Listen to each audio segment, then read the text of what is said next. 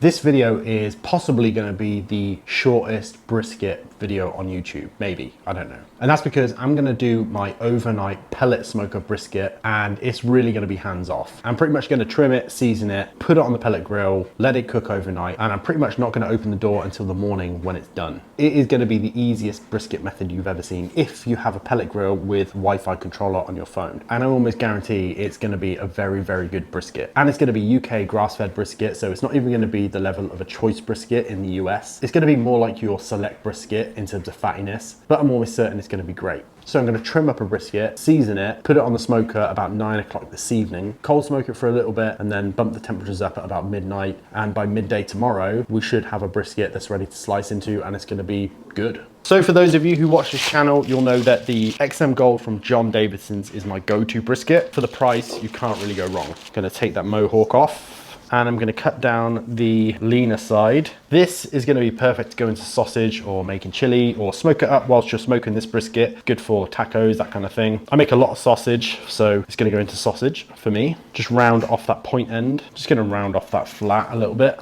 And actually, this is looking like a pretty lean brisket, especially in that point end where you get the best slices from normally. Typically, you're going to see a lot of fat coming through this, but it's looking pretty lean, so oh well. In terms of seasoning, I'm going to go with 2 parts pepper to 1 part diamond crystal kosher salt. And this is a batch that I made up from a video a couple of weeks ago. Can't remember what it was. It literally is just 2 shot glasses full of pepper and 1 shot glass full of diamond crystal. And I'm going to hit all the edges. And bark on a pellet grill is typically not as good in my experience as bark on an offset. So I'm going to go very, very heavy with this. That's going to help to build a thicker, better, darker bark. And brisket is very, very hard to oversalt, so don't be scared of this. Flip it over to the fat cap side, going on very, very heavy. And then my pretty standard approach, gonna hit this with some seasoned salt over the fat cap only. And I'm going for the Morton seasoned salt, just because I have it on hand, with a very thin layer of this. That's gonna give it a little extra salt pop and separate it a little bit from just those regular salt and pepper briskets. That's all it's gonna do, give it a little bit more salinity. We're gonna get our smoke tube set up. And if you don't know what a smoke tube is, it's this. Basically, you can fill it with pellets, light it, and it will smolder for a couple of hours. A smoke tube like this is going to smolder for about 6 to 7 hours, something like that. It's going to help to impart some extra smoke flavor and color into whatever it is that you're cooking. So typically, pellet grills don't have the same smoke profile as something like an offset or a Weber Smoky Mountain or something like that, where you're burning actual wood. The way that they cook tends to be quite efficient in terms of how the fire burns, so there is generally less smoke flavor compounds going on. So you can add a smoke tube to give it more flavor. So I'm just going to load it up with some pellets. I'm using the Pit Boss Mesquite. I really like these pellets. I've been using them a lot recently. They've got a really good flavor to them. They don't create a huge amount of ash, which is good. And I usually do this over the pellet hopper, and I'm doing it inside purely for this video, and I'm massively regretting it.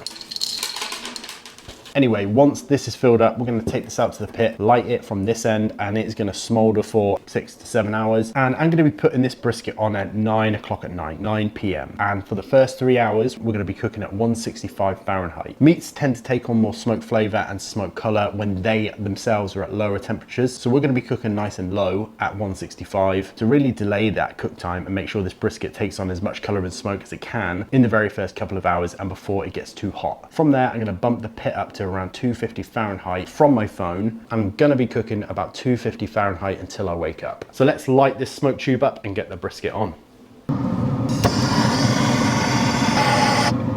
I'm gonna take the brisket, put that on. No particular orientation with this. There it is, looking good. My pellet hopper is filled up. The only thing I'm gonna do is insert a temperature probe. So I'm going to use a Chef's Temp Pro Temp Plus, and this is just going to tell me remotely when the center of this brisket flat gets to an internal temperature of around 200. All I'm really relying on that for is to tell me when I should come in and start manually probing it. I'm going to insert this into the very middle of the flat and monitor that from my phone. I'm going to shut this down. Probably not going to open it until about 9 a.m.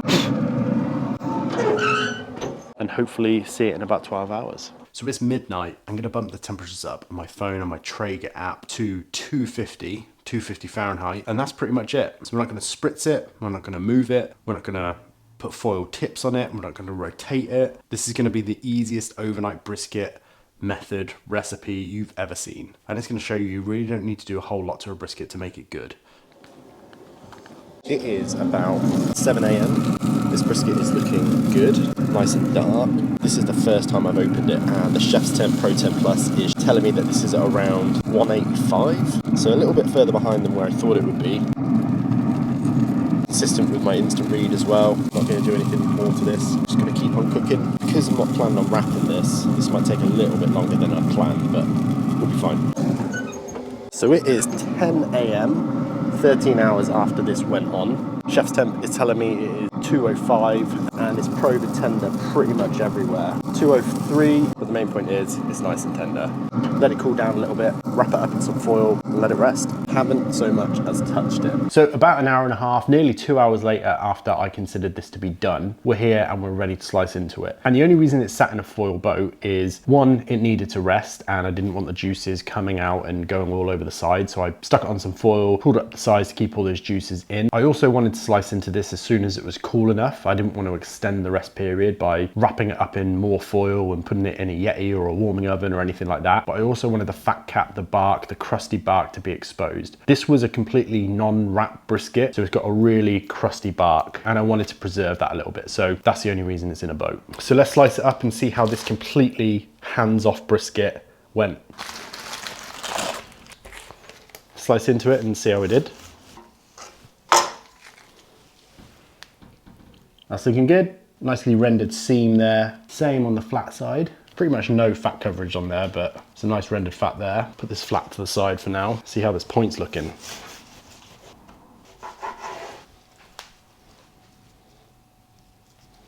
That is really not looking too bad. That burnt end piece as well is looking good. A little bit dry at the bottom. You can see there just where that pellet grill and that bottom up heat has affected it. I didn't put a drip pan underneath this time. I just kept it super simple, but overall it looks really nice. And on the point end itself, again, looking really good. All that fat still retained in there. A little bit dry on this end, but I think it was just lean in general.